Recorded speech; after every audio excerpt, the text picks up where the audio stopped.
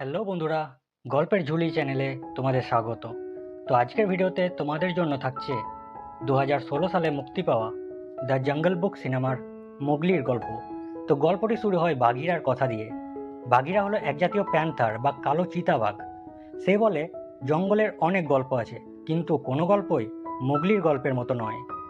গল্পের শুরুতে মোগলি বাঘিরা এবং তার নেকড়ে ভাইদের সাথে একটি দৌড় প্রতিযোগিতা করে, কিন্তু সে মানব শিশু হওয়ায় তাদের সাথে পেরে ওঠে না।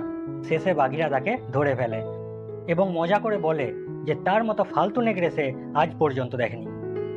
আসলে বাঘিরা মোগলিকে নেকড়ে হওয়া ট্রেনিং দেয় এবং জঙ্গলের নিয়ম কানুন শেখায়।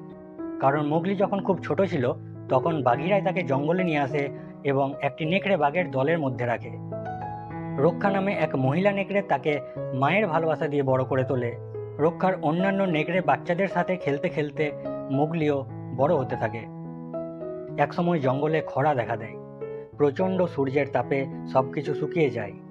শান্তিশিলা নামে একটি পাথর জলের বাইরে বেরিয়ে যায়, যেটা দেখে সবাই বুঝতে পারে নদীতে জলের পরিমাণ কমে গিয়েছে।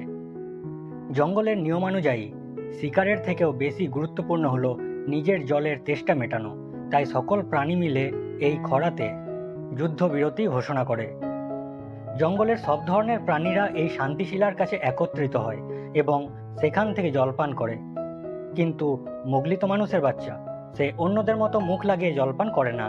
সে একটা ফলের খোসাকে বাটির মতো ব্যবহার করে জলপান করে, যার ফলে অন্যান্য প্রাণীরা তাকে অদ্ভুতভাবে দেখতে থাকে। এই সময় নেকড়ে দলের নেতা আকেলা মোগলিকে তার মানুষের কৌশলগুলি অন্য প্রাণীদের সামনে ব্যবহার করতে বারণ করে এবং একজন প্রকৃত নেকড়ের মতো আচরণ করতে বলে।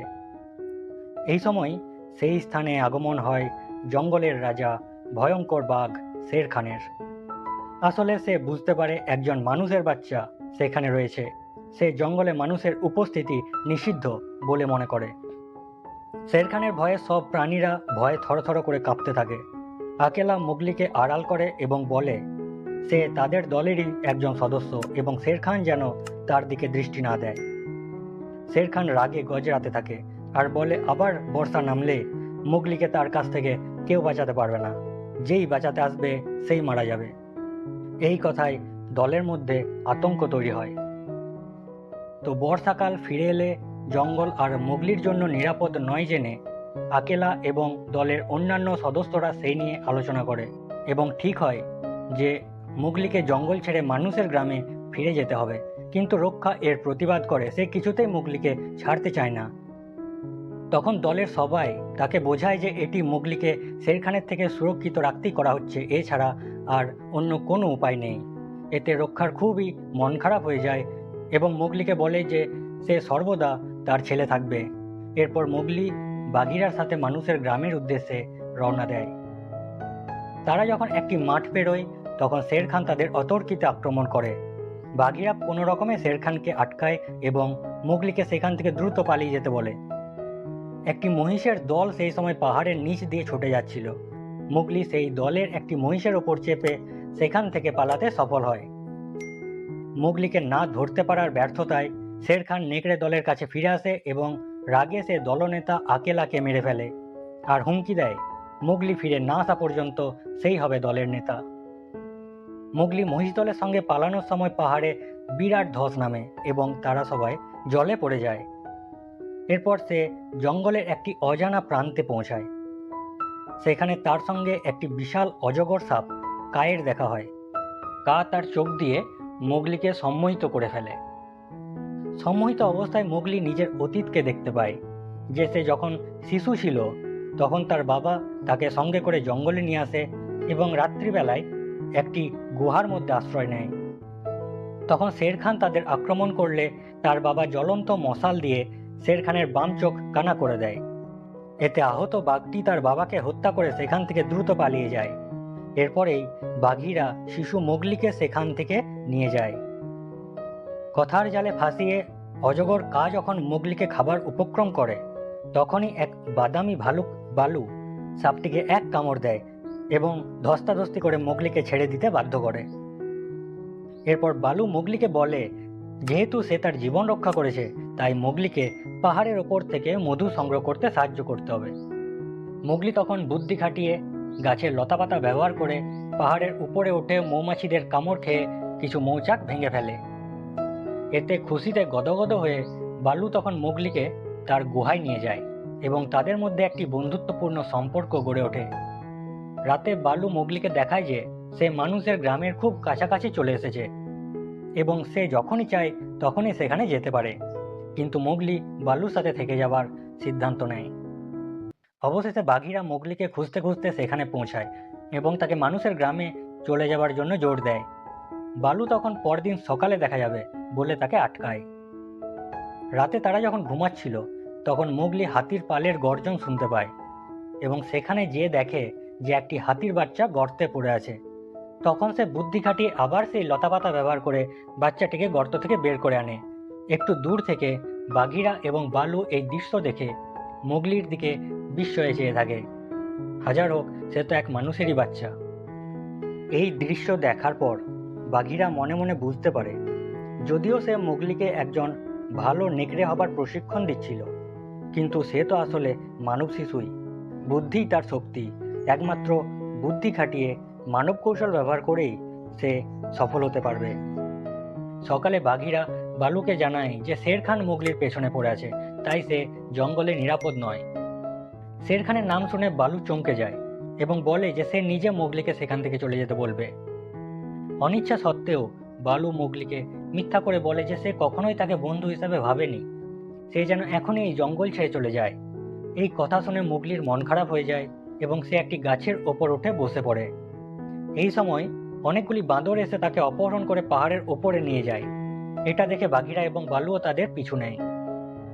বানররা মোগলিকে ধরে পাহাড়ের ওপরে অবস্থিত এক প্রাচীন মন্দিরে বানররাজ লুইয়ের কাছে নিয়ে আসে। জঙ্গলে এই মন্দিরটি বানরদের মন্দির নামে পরিচিত, যে মন্দিরের রাজা হলো লুই নামে গরিলা প্রজাতির বিশাল এক বানর। লুই বলে সে মোগলিকে শের খানের হাত থেকে রক্ষা করতে পারে, কিন্তু তার বদলে তাকে লাল ফুলটি এনে দিতে হবে। আসলে জঙ্গলের প্রাণীরা আগুনকে লাল ফুল নামে চেনে। তারা মনে করে আগুনকে শুধুমাত্র মানুষেরাই নিয়ন্ত্রণ করতে পারে। কিন্তু মোগলি যখন বলে যে সে সেই লাল ফুল এনে দিতে পারবে না, তখন লুই তার উপর রেগে যায়। ঠিক এই সময় বাঘিরা এবং বালু সেখানে পৌঁছায়। লুইয়ের বানরদের সাথে তাদের লড়াই শুরু হয়ে যায় এবং মন্দিরের ভেতরেই লুই তার বিশাল শরীর নিয়ে মোগলিকে তাড়া করে। ফলে তার শরীরের ধাক্কায় মন্দিরের একটি অংশ ভেঙে যায় আর লুই তার মধ্যে চাপা পড়ে যায় এবং মোগলি একটি গাছে লাফ দিয়ে নিজেকে বাঁচায়। চাপা পড়ার আগে লুই মোগলিকে জানায় যে শের খান নেকড়ে দলের নেতা আকেলাকে মেরে দিয়েছে এবং তার জন্য সে মোগলিকেই দায়ী করে। এই কথা জানতে পেরে মোগলি রেগে যায় এবং ঠিক করে ফেলে যে সে শের খানের সাথে লড়াই করে এর প্রতিশোধ নেবে। রাগান্বিত মোগলি রাত্রিবেলা লুকিয়ে মানুষের গ্রামে প্রবেশ করে এবং একটি জ্বলন্ত মশাল নিয়ে জঙ্গলের ভেতর ছুটে যায় শের খানের মোকাবিলা করতে। এই সময় মোগলির অজান্তেই মশাল থেকে অঙ্গারের টুকরো পড়ে গোটা জঙ্গলে আগুন ধরে যায়। জঙ্গলে সব প্রাণীরা ভয় পেয়ে শান্তিশিলায় নদীর পাশে উপস্থিত হয়। সেখানে পৌঁছে মোগলি শের খানের মুখোমুখি হয়, কিন্তু শের খান সমস্ত প্রাণীদের মোগলির বিরুদ্ধে উস্কে দেওয়ার জন্য বলে মানুষ মানুষই হয় এবং মোগলিও জঙ্গলের ভেতরে সেই লাল ফুলটি নিয়ে এসেছে জঙ্গলকে ধ্বংস করার জন্যে। তখন মোগলি নিজের ভুল বুঝতে পেরে মশালটি জলে ফেলে দেয়। কিন্তু বালু এবং বাঘিরা ছাড়াও জঙ্গলের সমস্ত প্রাণীরা শের খানের বিরুদ্ধে মোগলির পাশে দাঁড়ায়, কারণ তারা মনে করে মোগলি এই জঙ্গলেরই সন্তান। প্রথমে বালু শের খানের সাথে যুদ্ধ শুরু করে দেয়। মোগলিও এগিয়ে যায়, কিন্তু বাঘিরা তাকে আটকায় এবং বলে যে সে নেকড়ে নয়, তাই তাকে একজন মানুষ হিসাবে লড়তে হবে, নেকড়ে হিসাবে নয়। তখন মোগলির মাথায় একটি বুদ্ধি খেলে যায় এবং সে একটি শুকনো গাছের দিকে ছুটে যায়। বাঘিরা, রক্ষা এবং অন্যান্য নেকড়েরা মিলে শের খানকে আক্রমণ করে। মোগলি গাছটিতে ফাঁদ পেতে শের খানের জন্য অপেক্ষা করে। শের খান একাই সবাইকে পরাজিত করে মোগলির দিকে ছুটে যায় এবং সেই শুকনো গাছটিতে উঠে পড়ে। মোগলি যে শুকনো ডালটিতে দাঁড়িয়েছিল, শের খানও সেই ডালটিতে চলে আসে। মোগলি শের খানকে উস্কে দেওয়ার জন্য বলে যে সে তাকে ভয় পায় না। এতে রেগে গিয়ে শের খান মোগলির দিকে ঝাঁপাতে যায়, কিন্তু ডালটি শুকনো হওয়ায় সেটি ভেঙে যায়। মোগলি আগে থেকে ঠিক করে রাখা একটি ঝুলন্ত লতা ধরে বেঁচে যায়, কিন্তু শের খান নিচের জ্বলন্ত আগুনে পড়ে মারা যায়। এরপর হাতির দল গাছ পাথর ফেলে নদীর মুখ জঙ্গলের দিকে ঘুরিয়ে দেয় এবং যার ফলে জঙ্গলের সমস্ত আগুন নিভে যায়। তারপর সবাই একসঙ্গে আবার মিলিত হয়। গল্পের শেষে মোগলি আবার তার নেকড়ে ভাইদের সাথে দৌড় প্রতিযোগিতা করে এবং এবার বালুও তাতে অংশ নেয়। কিন্তু এবার মানুষের বুদ্ধি অবলম্বন করে গাছের ওপরে উঠে শর্টকাট নিয়ে মোগলি এই প্রতিযোগিতা জিতে যায়। মোগলির পালিত মাতা রক্ষা এখন নেকড়ে দলের নতুন নেতা হয়ে যায়। বাঘিরা, বালু এবং মোগলি একটি গাছের ডালে উঠে জীবনের আনন্দ উপভোগ করে।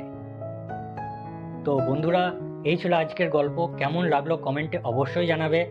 দেখা হচ্ছে পরের ভিডিওতে।